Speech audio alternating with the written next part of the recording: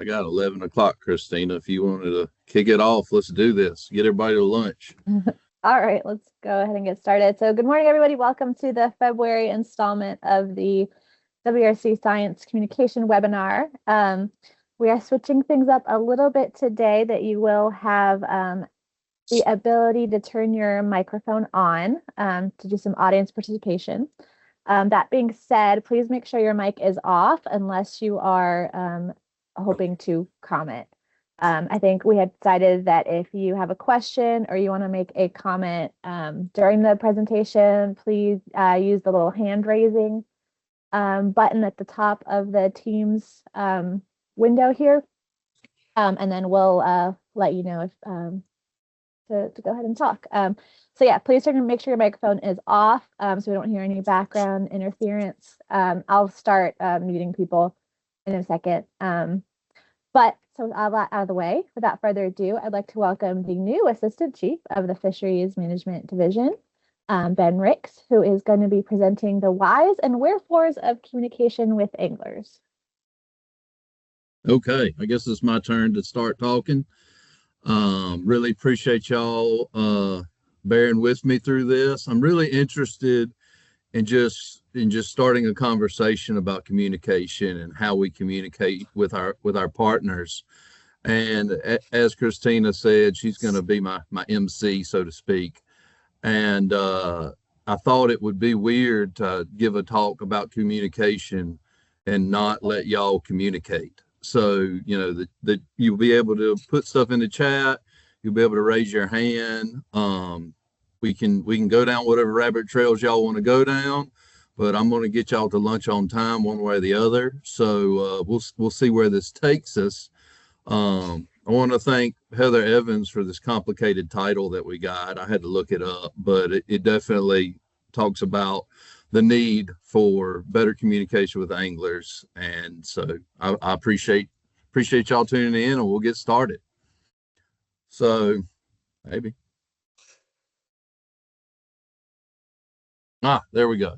So a quick reminder is that a fishery is really not just fish. A fishery is the intersection between a fish population, a habitat, and the people who influence it.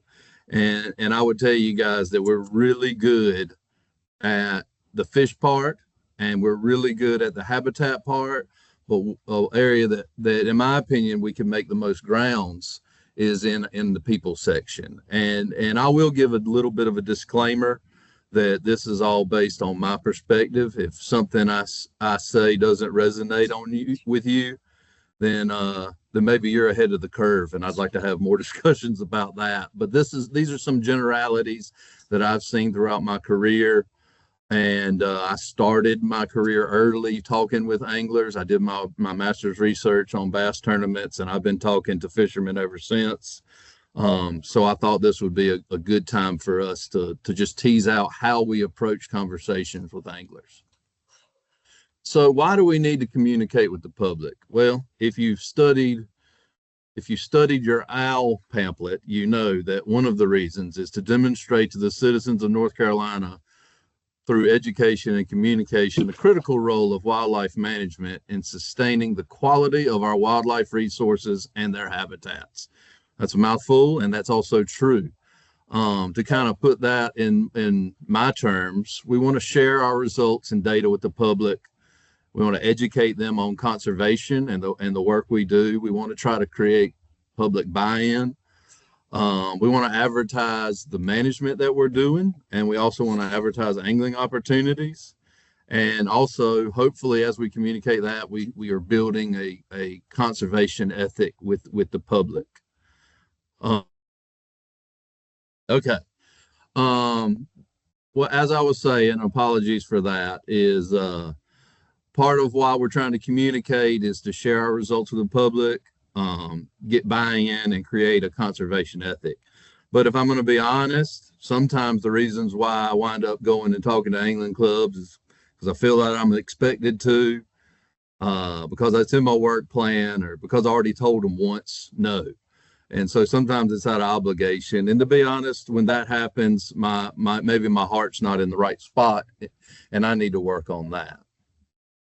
But the strange thing is many of us also fish, and yet there's still a bridge that needs to be made. And professionally, even though we're fishermen or anglers and biologists, it's often hard to bridge those two worlds. And in fact, you know, last year I was at the Black Bass Symposium with a bunch of researchers from all over the country and Canada that were doing bass research, and they all agreed that we needed to have a better voice with our bass anglers. So this just isn't our problem. This is something that everybody struggles with. So some of the things, and this might be an opportunity that you want to pitch in. Some of the things that I hear from myself and other biologists when we're talking about our communication challenges is that folks don't really understand us or trust our data. They don't see the full picture of things like we do. They see their snapshot of adult fish, but they don't understand reproduction, year class strength, things like that. And so it gives them a different perspective. They just want us to do something, stock, change a regulation, whatever. They're not really interested in anything else. They just want a specific action and are hyper focused on that. Some say they're just not interested in what we have to say. And also I've heard that, we only hear from them when there's a problem and they want us to do something about it. Communication on the anglers front. I've got plenty of buddies who are fishermen, and this is some of the things that they say is that, fish biologists just don't understand, and they don't necessarily see what we as anglers see. Some of these guys say, I got 20 years out here fishing the same piece of water 3 days a week. How could you know what I know? And I think that's maybe a valid claim in some parts. They also will talk about how, we as biologists aren't always interested, at least in their perspective, with what they have to say. We've all heard the public say, well, you guys have already made up your mind what you're going to do. We have anglers that question our statistics. I've heard guys many times say, well, you can make numbers say anything. I don't necessarily think that's true, but it is some feedback that we often get about our statistics and our analysis. We also see, well, you sampled the wrong spots. If you'd have sampled these 4 things, you'd have seen some fish there. But since you're sampling the wrong spots, you don't know what's going on. That's just some of the challenges that we're trying to overcome. So the classic pattern for angler engagement is there's some sort of angler concern. The angler has a conversation with the biologist, and the biologist shares the data. Now here's where we can go one of 2 ways. The way we'd love for it to always go is we share the data, it satisfies the concerns, the angler buys into our management, and we call that a success. But a lot of times that we share our data, it doesn't satisfy the concerns, and the angler's not convinced of our management. And because of that, maybe they wind up discounting our data, and there's a breakdown in communication there. So if we were to break down even more, again, the perfect situation is the one on the top. Biologists and anglers agree. In a dream world, that's where we'd all be. In reality, though, when disagreements happen, we wind up in kind of 3 major categories. The biologists and anglers agree but disagree on management. One example of this could be on the Roanoke River with striped bass. We definitely agree that there's a decline in the population, but sometimes the management action that would take to help that population, namely a decreased creel limit in season, is not often popular with anglers. Another scenario, the next 2 scenarios are related, but they are different. Anglers disagree with the biologist assessment. We'll talk more about Harris Lake in a minute, but Harris Lake is a good example where the biologist data suggests that the bass population there is pretty good, but anglers are having decreased angling success. And so there's a bit of mismatch of stories there. the next scenario would be where biologists disagree with the angler's assessment. And probably the best one I could think about was a few years ago on the coast in the Tar, the Noose, and the Cape Fear. We got a lot of pressure from the anglers to put a trophy catfish reg in place, despite the fact that our data didn't suggest that it was needed at all. And so it took a lot of discussion to build that bridge. And I think they'd still want a trophy reg if they could have it, but it's really just not necessary. And to be honest, they're catching plenty of fish. So luckily we didn't have to go down that road. But it was a communication gap that we had to build. And what we really have here is two different stories. You have the angler story and you have the biologist story. And when they don't match up, we as humans on both sides of the equation, we tend to make assumptions. And we can, not always, but we can start to think, well, they don't really know what they're talking about, or they don't care about the concerns that I have, or they don't believe me, or I just can't believe, what they're saying is true. And the real big pothole in all this is if you jump to the decision of, well, if their story doesn't match my story, then they can't be trusted. And so what we really want to do is try to do that as we move forward. And part of that is in our communication. And part of that struggle of why there's a mismatch is in our communication. We are really good at doing what we are trained to do as biologists. We stick with the scientific method. We have, introduction, methods, analysis, results, conclusions. We're very detailed. We want to make sure we're detailed so it can be replicated. However, when we go into that much detail with our angling base, if they're not ready for it, they start out very interested in the beginning. The methods can be overwhelming at times. The analysis, especially if you're into some fairly deep statistical analysis, you wind up losing them. The results they're already confused. And by the time you get to your conclusions, they're starting to think, if I leave now, I can get the boat ready for tomorrow. So somewhere between a stratified random design discussion in our methods and the R-square values in our results, we've just lost them. And we use graphs that took us weeks to understand as evidence that we're right. And that's a real hurdle for some of our anglers to understand, and rightfully so. Hey, Ben. Yes. There is a comment. You wanted me to stop you. So, Cece, if you want to elaborate, go ahead. But Cece writes, a big mistake that I made once was not wrapping in enforcement before implementing a fishing outreach program. Takeaway lesson, communication in-house is needed. Establish pathways that staff can access to enhance interdivisional collaboration. I would agree with that. I think the more bridges we have and the more connected within our divisions and also with the public, the better off we're going to be. So yeah, I appreciate that. So again, data sharing is if data sharing alone was effective, we wouldn't really have any communication problems. In this day and age, there's so many different ways to get your hands on our data, our reports, etc., that if data sharing alone was the problem, there would be no problems. We're very passionate, we're highly skilled, we're highly educated, we value our methods, and we're highly trained in technical communication.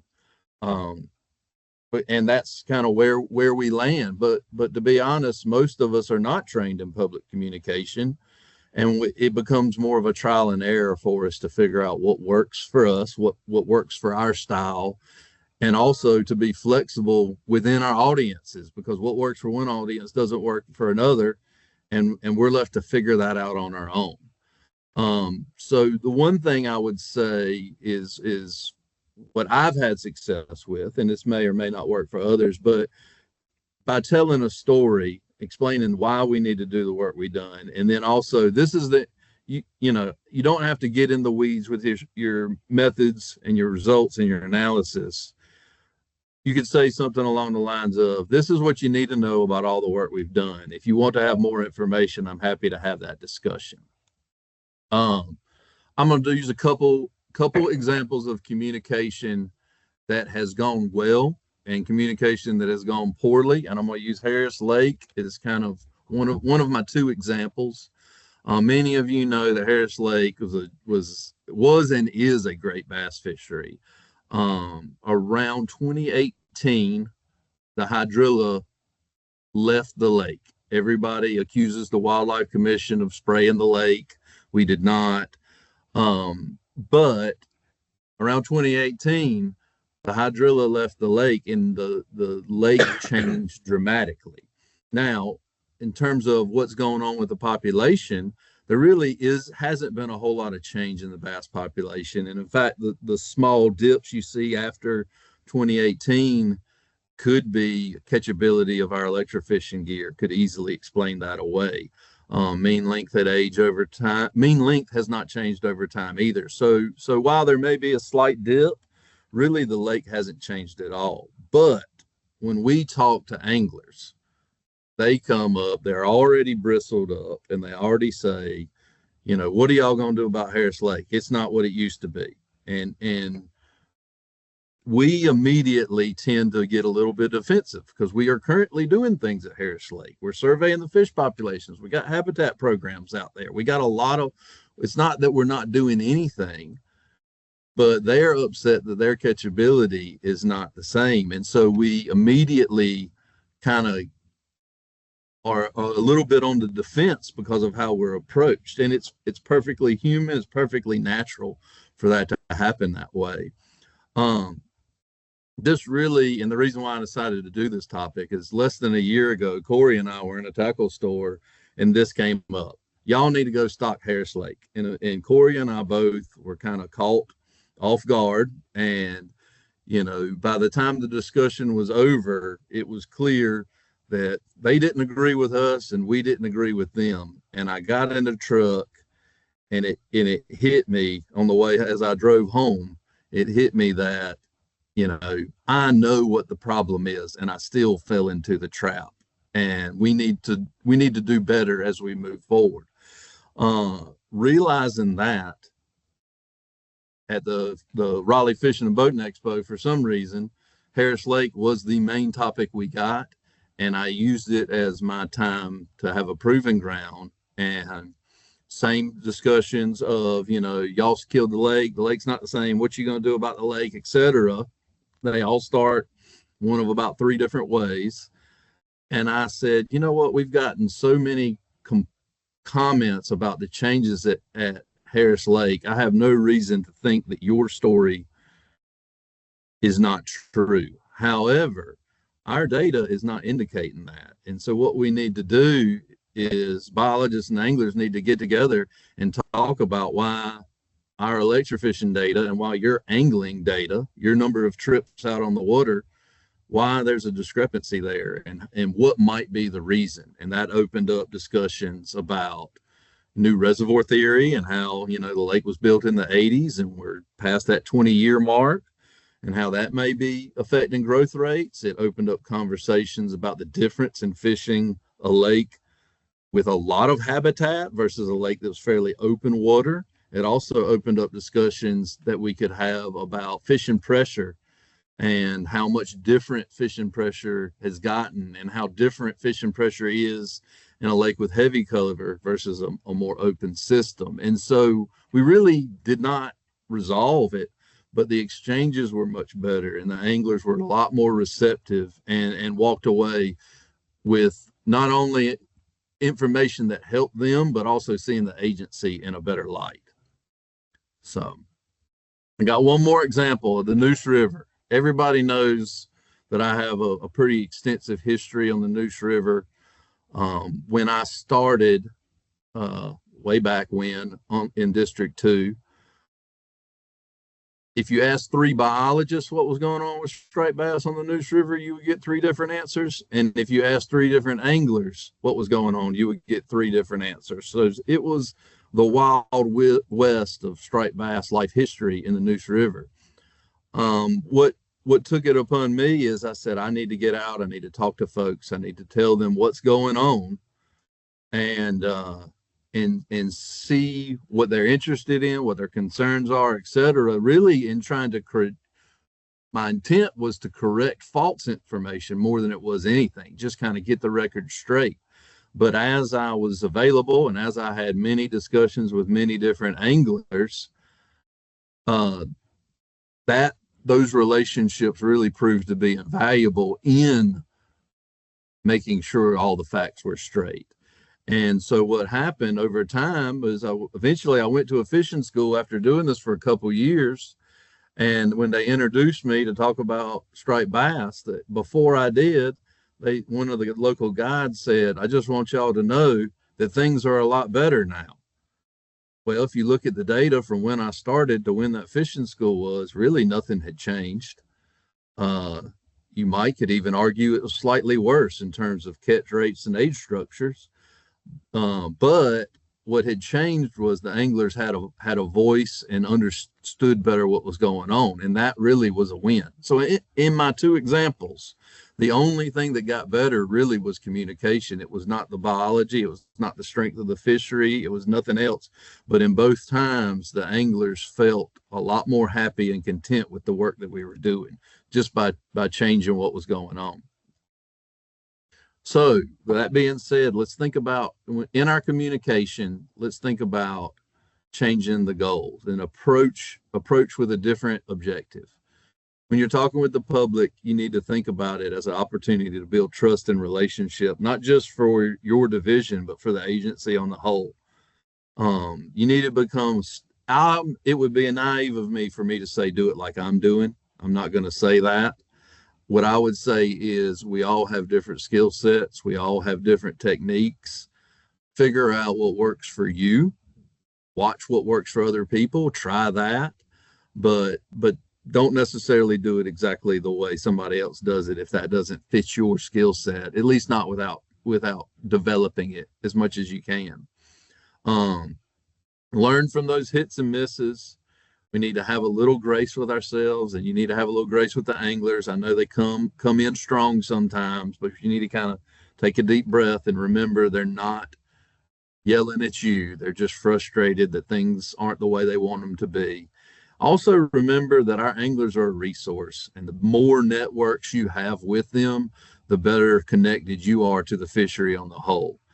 And I'll also add that when there are disagreements, don't necessarily focus on the disagreement. Focus on understanding why they feel a certain way and get insights on what they're thinking.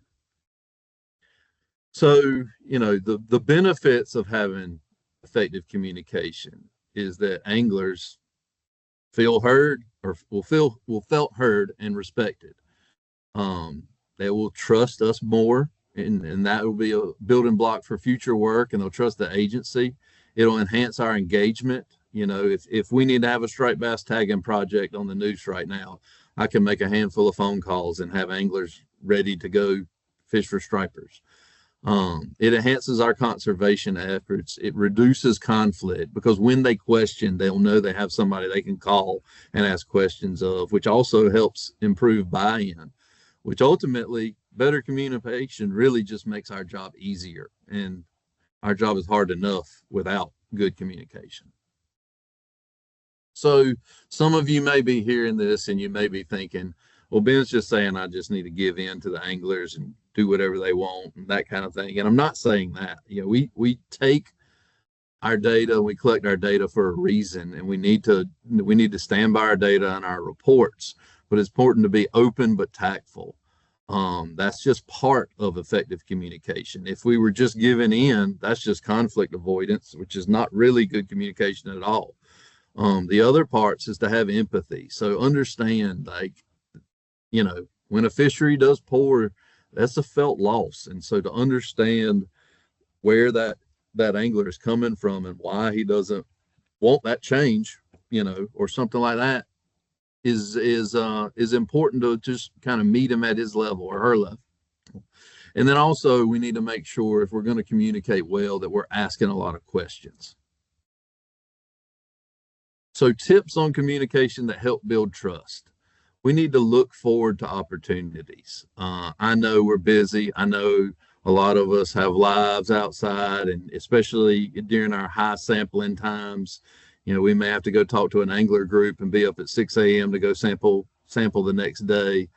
And it's a bit of a grind, but in the moment, we need to make sure that we are looking forward to our opportunities to talk to our anglers. We need to tell them, I'm excited to be here, and I'm excited to share the great work that we're doing.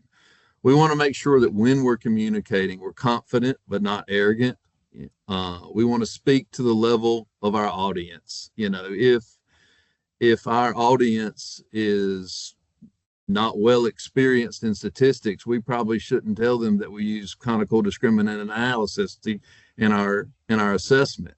We can just say, we did an analysis and these are the results, and that's fine. If they have more questions about how we got there, we can tease that out later. But a lot of times we lose our audience when we get overly complicated and get highly technical. We need to ask when we engage with the public, especially in a group setting, we need to ask what they want to know right out of the gate. That gives us the opportunity to address what they feel is important, and gives us the opportunity to make sure that what they want to know, we give due time to. We need to ask what their interests are. We need to make sure we're present the whole time you're at a fishing event or an angling fishing club. You want to make sure that you're present. Don't be scrolling through your phone or something like that. Actually engage with people before and after the meeting. Make sure that you're available and approachable. It's also important to be vulnerable. If you don't know something, that's okay. You can look it up or get them in touch with the right people later. So don't be afraid to say I don't know, or don't be afraid to ask for help. It's better to always be honest, and it's good to accept responsibility. We haven't always been perfect, and folks know of our mistakes, and it's important to own the mistakes that we've made over time and move on from it and just say, that was a great learning opportunity for us. And that's why we do X, Y, or Z now. We want to make sure that we are asking for the benefit of the doubt from our anglers, but also giving the benefit of the doubt. We want to make sure that we're not just assuming, the worst of folks. And this was a big one. We want to value input and feedback and also ask for it. So I would say after you talk with a fishing club, for example, wait a day or two, call the guy or gal who invited you and say, hey, just want to know, did you get any comments, anything that you thought went really well, or anything we could improve on for the next time? And that sets you up for success down the road. So the last thing I'll say is I realize that this takes a lot of time and that we're really busy, and it takes a new perspective and a lot of effort. But we're already doing a lot of this work. Jake's done a lot of trout work in line with this. Seth has been talking to bass anglers. Kyle Rachel has met with the Lumbee Indian tribe.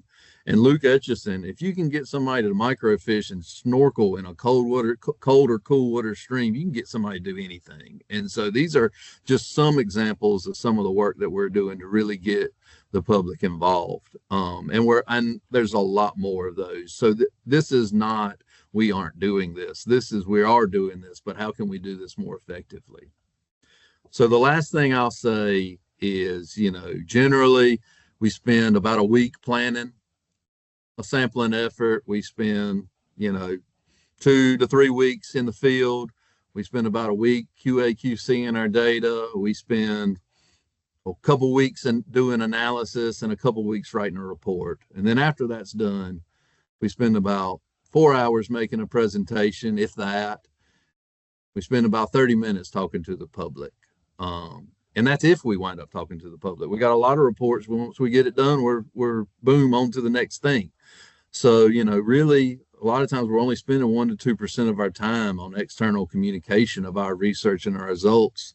And so what I would say is, well, what would happen if we just spent, 5 or 10% more time making sure that our results were in the hands of the anglers? So, and with that, I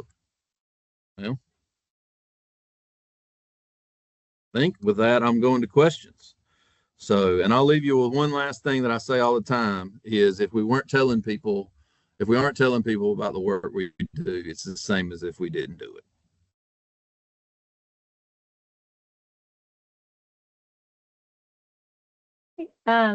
Fallon put in the chat that good science communication requires giving the audience only what will clearly and simply demonstrate the main points, then giving them more details if they are interested in seeing more. Otherwise, they get overloaded and tune out. Yes, I would agree with that. If you overwhelm them with a bunch of facts, figures, methods, equations that look like wingdings, they tune out real quick. So you got to kind of give it to them exactly in the form that it's going to be palatable for them. So I think that's a great point. Seth also has a question. Ben, one thing that I think has gotten me in trouble over the years is that I have speculated a little too much without having some solid data to back up some statements. Is there ever a time when some speculation is warranted, even if we have a data deficiency? Angling pressure on reservoirs is one example, I think. Yeah, I think we can rely on the body of research that's out there to help us make informed decisions, but we're also professionals. We're also trained. We know fish behavior, and so we can make some inferences. If those inferences turn out to not be true, I think we can walk them back the next opportunity we have. But I think it's all in how you frame it. And you can say, well, this is what I think, or this is, based off of what I know, I would assume this might happen, which kind of gives you a little bit of wiggle room, so to speak. But again, if you don't know, you don't have to say it. You can say, you know what, I need to do some research. Give me your email or give me your phone number. Let's talk in a week after I've had a chance to look into this a little bit more. So.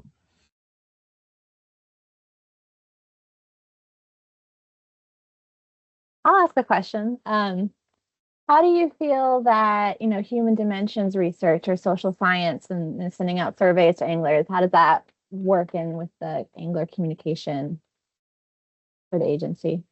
I think is a valuable part. I mean, as you know, you get information that is incredibly useful for us. It also helps us when we talk to our anglers because, certain areas rank out high, certain species rank out high. And so the anglers love, if you're a bass angler, you love to hear that you're the number one sought after fish in the state. You like to see that data and that kind of thing. If you're a catfish angler, you love to see that you are increasingly important, so to speak. And so I think the two go very much hand in hand, and it helps. It actually helps anglers because anglers talk about how important they are and how influential they are, and it kind of puts some numbers behind some of those claims. So. All right, Fallon has another comment in the chat. She says, this is great advice for effective communication. Before I give a presentation, I always ask the host if they are willing or if they are aware of just burning gotta say questions. this one time, Captain. All right, Jake Baines, here's one of my favorite jams in open. All right, not sure what that was. Please stay muted unless you're asking a question or comment. Sorry about that. All right, so back to Fallon's comment. She says, before I give a presentation, I always ask the host if they are aware of burning questions the audience might ask or topics they want to know about. I structure my presentation to cover what they are interested in while also including what I want them to know. That way, everyone can be more engaged. Yeah. I think you have to have communication about your communication, so to speak, and make sure you're covering what is most interested. Anymore, a lot of times I don't even have I may have a few graphs if I know that there's some specific questions, but anymore when I show up, I sit down and I say, what do y'all want to know? Let's talk about what you're interested in, because I don't want to waste your time on something you're not interested in, and that seems to be really effective. You have to have a little seasoning under your belt and make sure you can be that flexible, which the podcast has helped me a lot in being flexible, but it's been effective for me to do. So a couple more questions and then I actually have to go record 3 podcasts. So I'm gonna run out of words today. I think Cece had a question. I think you can unmute yourself. Let me know if you can't. Well, if he's got to go, it's not urgent. I was sort of interested in how this plays out within your division. again, towards my goal of interdivisional collaboration. Like what do you want as the takeaway for the biologist from this meeting? What kind of behaviors and actions do you want to see as an outcome? And is it coordinated at all within your division? Like, are you all trying to centralize your messaging, or are you looking for individual change at an individual level? I think I want people to, again, I said this is the start of a dialogue. I said that in the beginning. And I think what I want people to do is think about their communication, think about their angling base, and try to build bridges and relationships with the public. So I really haven't got it so far as to develop this into some sort of interdivisional plan or anything like that. But I think at first, how can we win with our anglers on our one-on-one level? Because in all honesty, if Kevin Dockendorf has a good exchange with an angler at the Dixie Deer Classic, that will help April Boggs manage deer down the road. So there's a ripple effect, and it is all interconnected, because at the end of the day, they're not talking to any one individual of us. They're talking to this wildlife diamond on my shirt.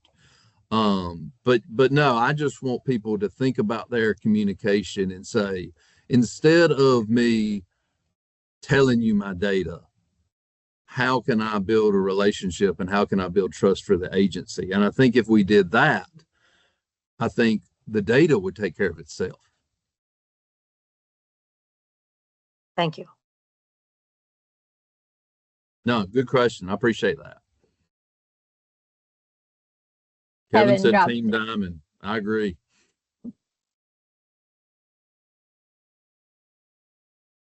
So anybody wants to talk about this, I geek out on communication with anglers. Feel free to reach out to me at any point. I know that this is often a struggle, and it's hard to figure out what techniques to use when.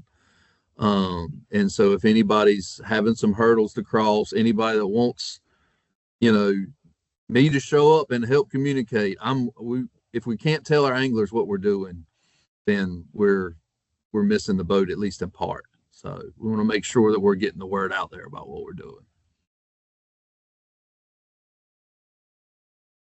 All right. Well, thanks so much, Ben. It's a great presentation. I do, before everyone heads out, want to let you know about next month. We are having another presentation. This one will be by Travis Wilson, and it's titled Wildlife Passage in North Carolina, a look at mitigating highway impacts across the state. So tune in for that one next month. And again, thanks, Ben, and thanks everybody for joining in today. Appreciate it, guys.